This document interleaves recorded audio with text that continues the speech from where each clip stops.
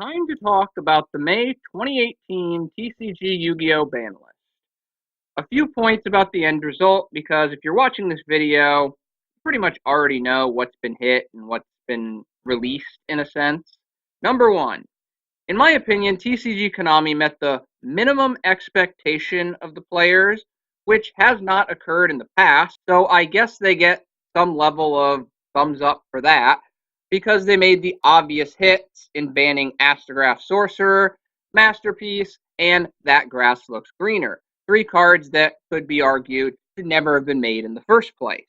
Again, I really have never understood how enamored or the fascination certain people have that grass looks greener in 60 card decks. It's just another kind of cheapo pseudo FTK build. Speaking of FTK and OTKs, they did hit some cheap OTK FTK facilitators like Cluster and Ancient Fairy Dragon. However, little else was accomplished.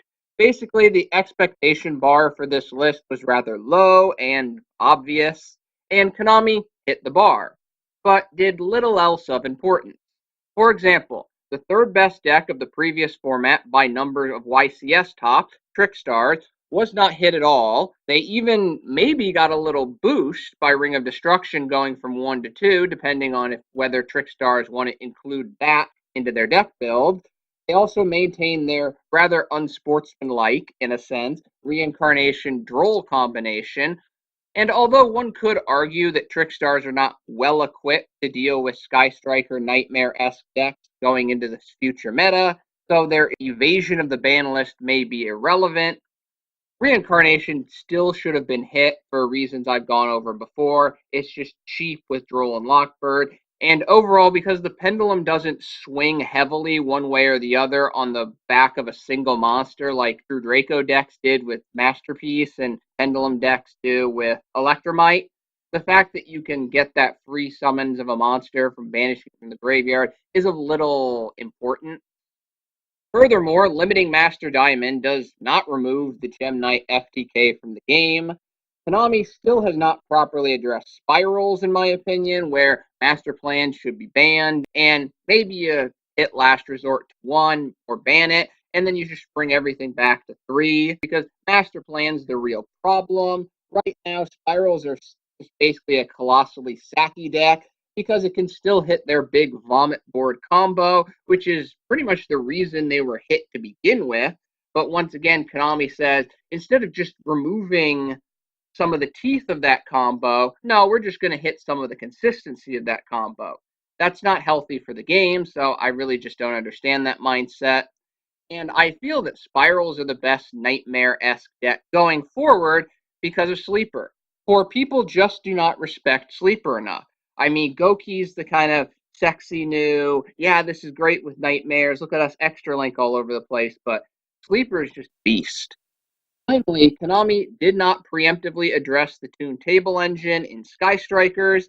Strikers don't need a free Cyber Dragon to break Extra Links and graveyard spell loading to sell big. Have you seen pre-sales for Sky Strikers? Yeah, they're going to make Konami a lot of money. We don't need to play around with Toon Table engines and potential tier 0.5 decks. Number 2. TCG Konami clearly has a very conservative mindset regarding the ban list, for once again they failed to, as I like to say, jailbreak the ban list. The slow return of cards into the game is probably the most lackluster thing that affects the ban list. Most people would agree that of the 172 cards that are restricted in some capacity, a fair number of those cards are no longer worthy of being on the ban list. I would not be surprised if everybody has a personal top 10 list of cards they would like off the ban list, and when reading through that list, 7 or 8 of those cards are not controversial at all. The 2, maybe 3 other cards, though, yeah, we need to slow down and talk about those. There seem to be 2 mindsets to this apprehension of removing cards from the ban list. First, it seems like Konami is scared to make a mistake, bringing back Card X that later terrorizes the game in some unforeseen way, i.e. Snatch Steal. For whatever reason, Konami is unable to accept an emergency ban list of those types of cards is perfectly all right.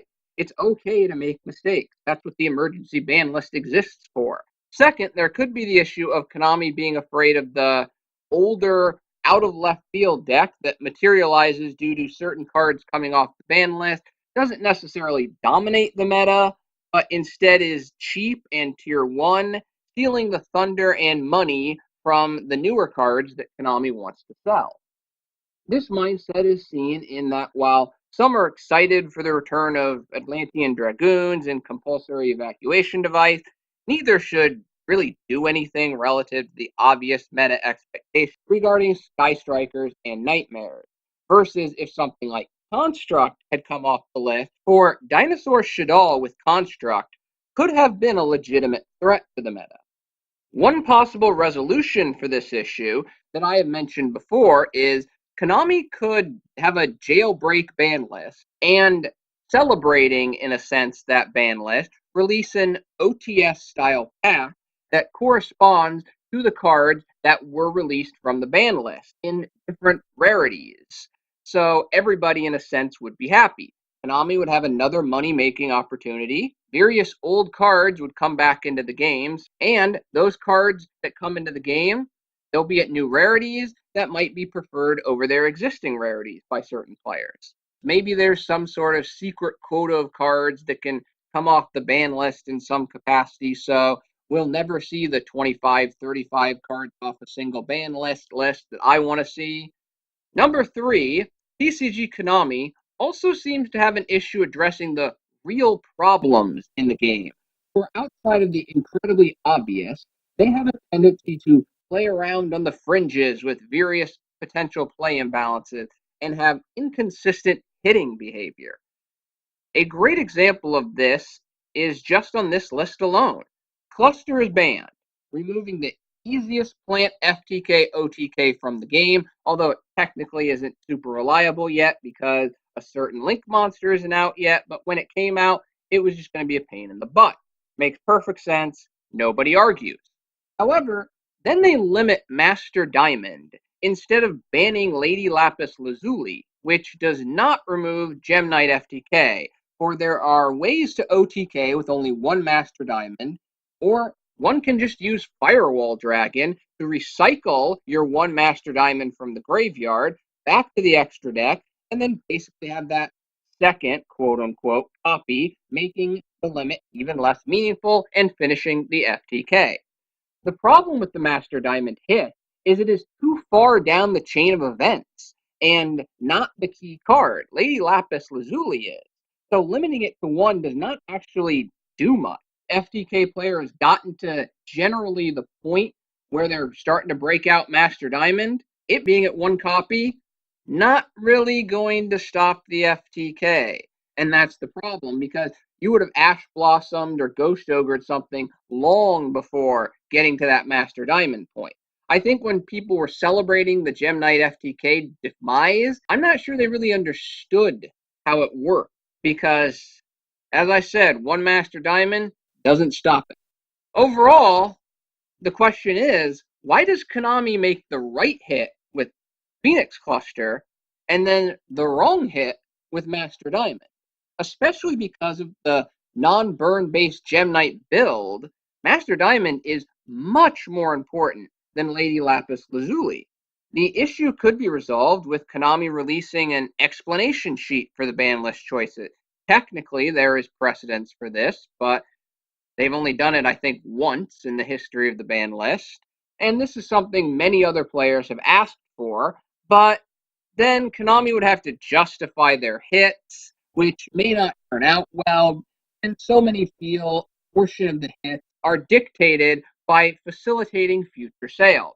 But when we already know this, what's in the harm of, in a sense, confirming it? Because it's basically true anyway. So I guess it's just almost laziness on Konami's part not to produce some form of explanation for why card X was hit and card Y wasn't hit and card Z was taken off the ban list. For the sake of brevity, what are the top 5 cards that I personally think Konami also should have hit? Number 1, Scapegoat. I think it should be banned, not at 1. At 1, it's still a little too sacky for me because there's not really much to say beyond a 1 card, almost no condition associated with it, rank 4 summon. Should not be in the game because of the level of power of the rank 4 monster.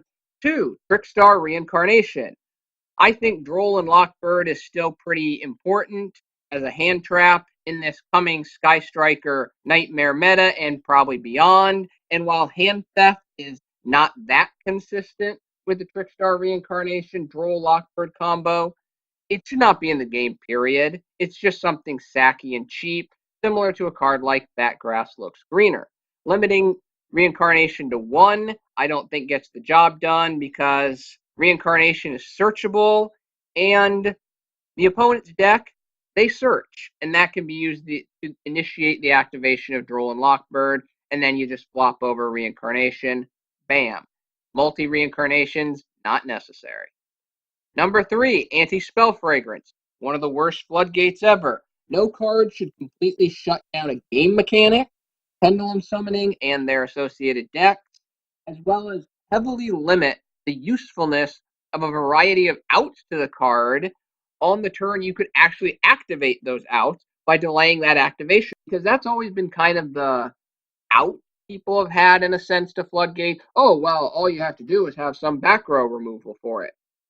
Not for Anti-Spell Fragrance. Most of my back row removal is probably spell-based.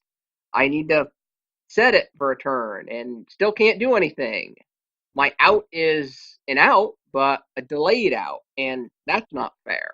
The fact that Anti-Spell Fragrance doesn't have any type of condition on it is actually kind of ridiculous.